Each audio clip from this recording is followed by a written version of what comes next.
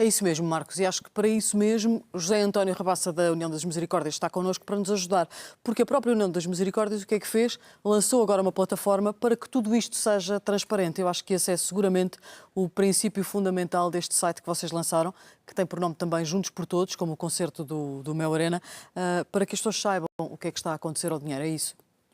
É. O lançamento da plataforma tinha sido decidido logo na primeira reunião após se constituir o Fundo de Solidariedade, exatamente para que houvesse uma transparência em relação a isso. Quero salientar que o dinheiro que os portugueses deram para as vítimas dos incêndios estão em duas contas solidárias, de qual a União das Misericórdias é fiel depositária. Uma das contas está no Montepio Geral, a outra está no Crédito Agrícola. Essas contas tiveram autorização prévia do Ministério da Administração Interna. Porque é uma necessidade das contas solidárias, é obrigatório. É obrigatório, portanto, pedir autorização prévia. O Ministério da Administração Interna concede um máximo de 7 dias para a conta estar aberta. Após o encerramento da conta, mesmo que alguém queira depositar dinheiro na conta, não consegue, a conta está encerrada. A primeira conta solidária, que foi a do Montepio, para onde foi transferido as verbas do Concerto Solidário e das chamadas de valor acrescentado, teve autorização por 3 vezes para a abertura da conta, para consoante as entidades nos iam prestando as respectivas contas, poder ser depositado o dinheiro nessa conta. Posteriormente, a própria lei obriga a que os depósitos efetuados por cada uma das autorizações sejam publicados num jornal de tiragem nacional. A primeira conta teve 3 publicações em jornais. Esta conta do Crédito Agrícola teve o seu encerramento na passada sexta-feira, porque foi nessa data limite, portanto teve a semana passada com a autorização de abertura para o depósito dos valores que várias entidades tinham doado, mas que a outra conta já estava encerrada.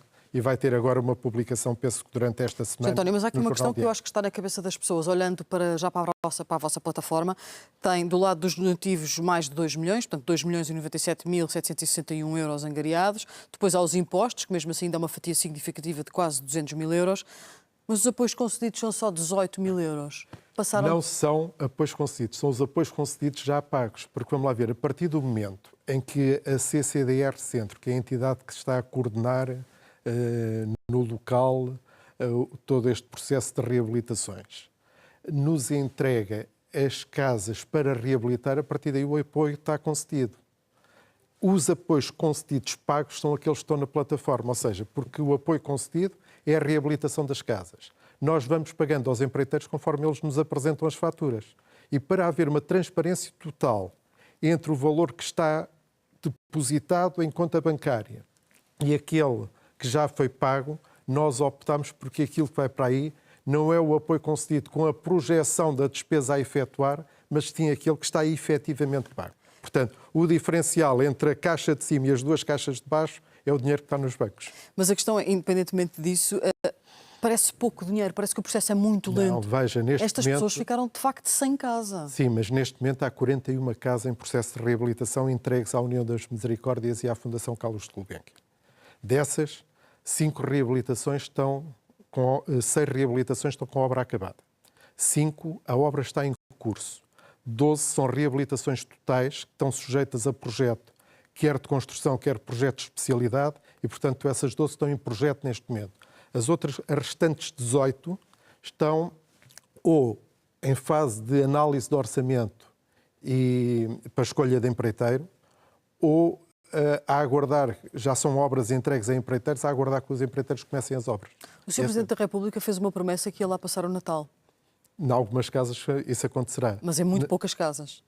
Nas reabilitações parciais, penso que em todas. Nas reabilitações totais,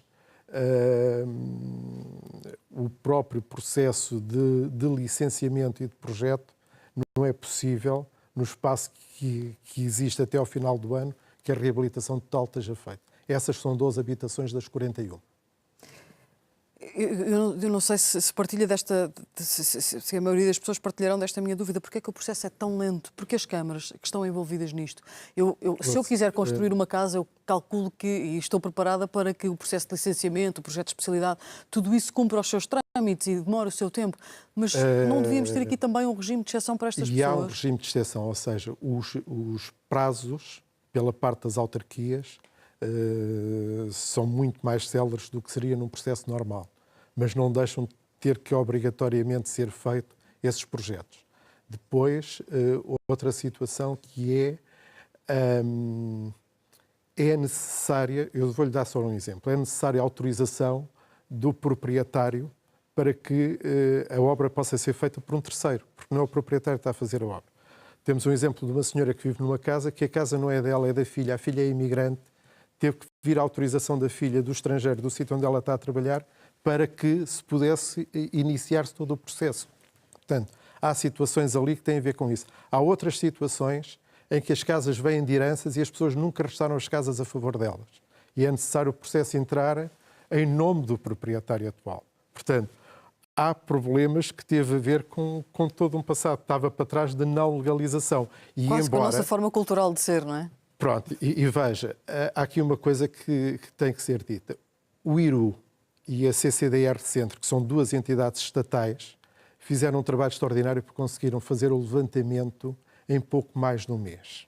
Isto é um trabalho extraordinário, porque eu acho que as pessoas não têm a noção da quantidade de área ardida. Um campo de futebol são 10 mil metros quadrados. É um hectare.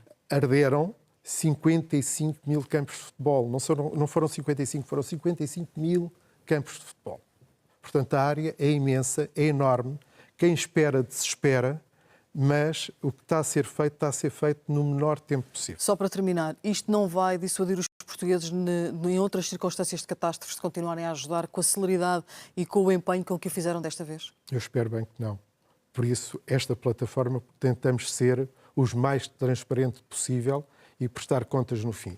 Deixe-me só acrescentar-lhe um dado final, que é assim.